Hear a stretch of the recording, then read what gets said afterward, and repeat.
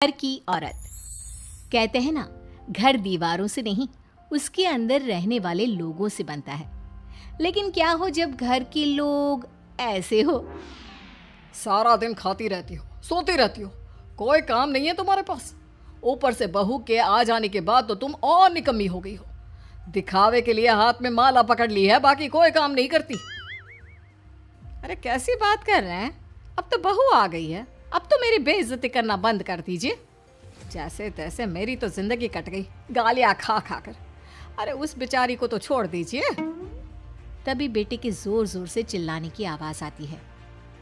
कहा था ना तुमसे रिजाइन कर दो, क्यों नहीं किया? और ये पर्स लटका कर कहाँ निकली? चलो कमरे में काम करो घर का। बहू बेटे की लड़ाई सुनकर सास ससुर बाहर आ जाते हैं। सामने खड़ी होती है नई नवेली बहू रीमा। देख लीजिए माँ जी, शादी से पहले तो मेरे माँ पापा के सामने कहा था कि शादी के बाद नौकरी करने देंगे, लेकिन अब क्या कह रहे हैं? तो तुम माँ जी को क्यों बोल रही है बहू? तब उसका मन रहा होगा, अब नहीं है। पर पिताजी, उसके मन से मेरा करियर तो नहीं चल सकता ना। ससुर को बहू की बात पर गुस्सा आ जाता है। वो बेटी की तरफ देखता है। पापा से जबान लड़ाती है, रुक। ये बोलकर वो पत्नी को खींचकर कमरे में ले जाता है और बंद कर देता है। ये सब देखकर सास दुखी हो जाती है। पति के जाने के बाद सास बेटी से कहती है, देख बेटा, अब जमाना कुछ और है। तेरे पिता ने घर में औरतों की कद्र नहीं की, लेकिन तू ऐसा ना बन। शहर की समझदार पढ़ी लिखी लड़की से शादी की है तूने, उसका ख्याल रखा कर, तमीज से पेश आया कर। जा, बहू को कमरे से बाहर ले आ। लेकिन बेटा नहीं मानता और बहू कमरे में सारा दिन बंद रहती है। शाम को बेटा बाहर जाता है कि सास चाय और बिस्कुट लेकर बहू के कमरे में जाती है। बहू बेटा ये ले, चाय पी ले। रो रो कर कैसी शक्ल बना ली है बेटा। माँ जी, ये कैसे लोग हैं? आप कैसे मैनेज कर रही हैं? ऐसे थोड़ी ना होता है माँ जी। घर की औरतों को तो पिताजी और ये इंसान समझते ही नहीं। क्या करूं बेटा, मैंने तो जैसे तैसे सह लिया, लेकिन तू ना सहना। दोनों बात कर ही रहे थे कि ससुर आ जाते हैं। अच्छा, तो अब बहू को भड़का रही हो? बहुत दिन हो गए मार खाए, अब क्या बहू के सामने खाओगे? जाओ यहाँ से, और जरूरत नहीं है ज्यादा इस लड़की को सर पर चढ़ाने की, समझी? बहू को ससुर की बात पर गुस्सा आ जाता है, लेकिन वो कुछ नहीं कहती। आए दिन बहू देखती है कि कैसे उसकी सास और उसके साथ उसका ससुर और पति गंदा व्यवहार करते हैं। फिर एक दिन, ये क्या बनाया है?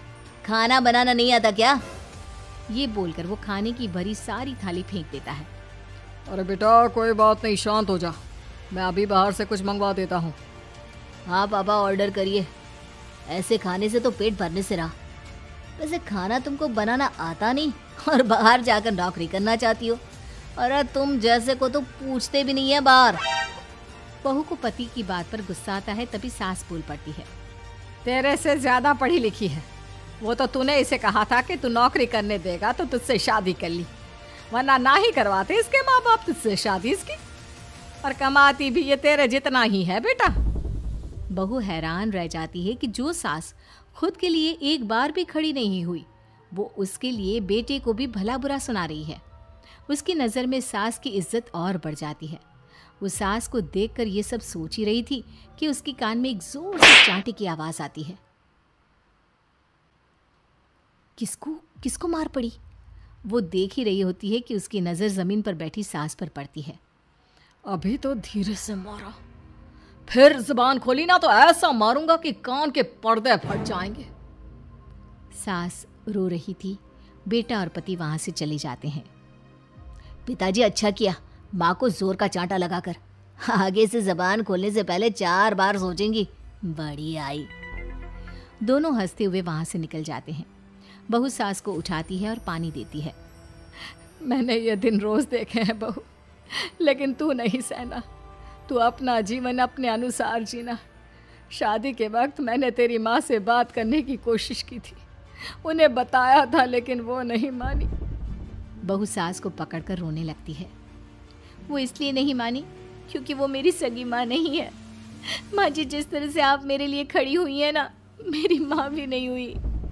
बेटा मैं तेरा भला चाहती हूँ, तू नौकरी इस घर में रहकर तो नहीं कर पाएगी, एक काम कर, इस घर से चली जा, पैसे कमा और खुश रह। माँ जी, हो सकता है कल तक मैं आपके इस फैसले को मान जाती, लेकिन आज नहीं। माँ जी, आप यहाँ इस नर्क को झेले और मैं आपको छोड़कर चली जाऊं? नहीं, कभी नहीं। अगले रोज, सुनिए, वो क्या है ना, मुझे कुछ कपड़े और गहनों की ज़रूरत है, तो ज़रा पैसे दीजिए ना। अब आप घर के मर्द हो तो पैसे तो आपसे ही मांगूंगी ना। बुरा तो नहीं लग रहा ना आपको? नहीं नहीं, बुरा क्यों लगेगा। ये लो कार्ड, कर लेना शॉपिंग। अगले रोज, बिजली का बिल आया है 10,000 का, भर दीजिएगा। इतना बिल कैसे आ गया? बेटा वो क्या है ना, सारा दिन बहू घर में रहती है तो कमरे में एसी और टीवी चलता रहता है। अब कम से कम बाहर जाए तो 4 पैसे कमा कर लाए। लेकिन हम लोगों को थोड़ी ना औरत की कमाई खानी है, वो तो मर्द ही करता है ना।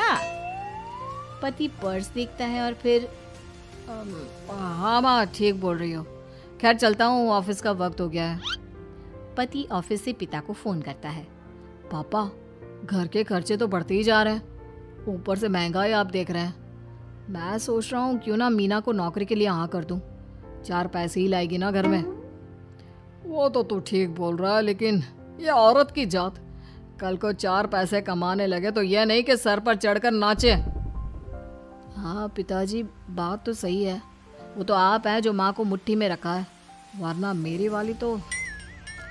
खैर सोचते इस बारे में। शाम को पूरा परिवार साथ बैठा होता है। वो कल पनीर की सब्जी बनानी है तो थोड़े पैसे देकर जाना। और हाँ, कीर्तन भी रखा है संडे को, उसके लिए सामान की लिस्ट बना दी है, ले आना। पापा को दे दो, वो ले आएंगे। अरे पापा कहाँ से ले आएंगे, मेरे पास नहीं है पैसे वैसे। लो, पैसे ही नहीं है? मेरे पापा की जेब तो हमेशा नोटों से भरी रहती है। बेटा, लक्ष्मी को जो पूछता है ना, उसके पास लक्ष्मी रहती है। जो घर की औरतों को मारे पीटे, वो भला कैसे लक्ष्मी का लाभ ले सकता है। वाह वाह, क्या बात है, तो जबान खुल रही है तुम्हारी। लगता है भूल गई पुरानी मार और डांट, क्या? हाँ माँ जी, शांत हो जाइए। मैं नहीं देख सकती आपको मार खाता, और फिर हो सकता है कि मैं आपको बचाने आऊँ तो ये भी मुझे मारे। ठीक है बहू, मैं कुछ नहीं कहती, तू ये लिस्ट बस दे दे, मैं चलिए आराम करने। फिर अगले रोज, सुनिए जी, वो मायके जाना है। वो क्या है ना, शादी के बाद से गई नहीं, तो ट्रेन की टिकट बुक करवा देना। तो मैं भी तो साथ जाऊंगा ना तुम्हारे। तो ठीक है, फिर फ्लाइट की ही टिकट करवा दीजिए। वो क्या है ना, अच्छा थोड़ी ना लगता है आप पहली बार मेरे साथ जा रहे हो और हम ट्रेन से चले, ठीक है ना? पति ऑफिस जाता है, जहाँ उसका दोस्त कहता है, अरे क्या हो गया यार, परेशान सा दिख रहा है। तेरी तो नई नई शादी हुई है, भाभी परेशान कर रही है क्या?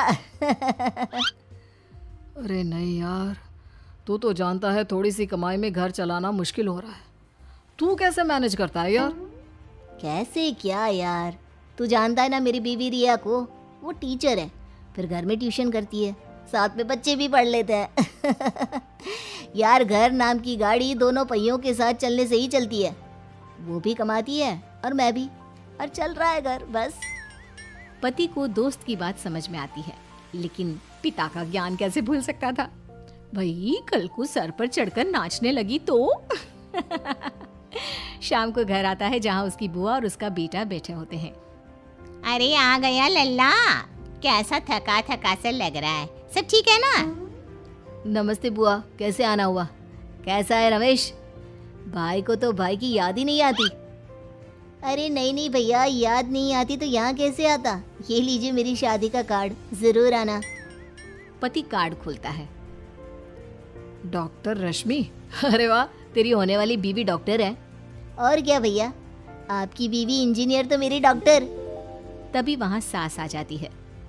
अरे जब घर में ही बिठाना है बेचारी को, तो काहे का इंजीनियर है, तो काम वाली ही, घर का काम करती है और आराम।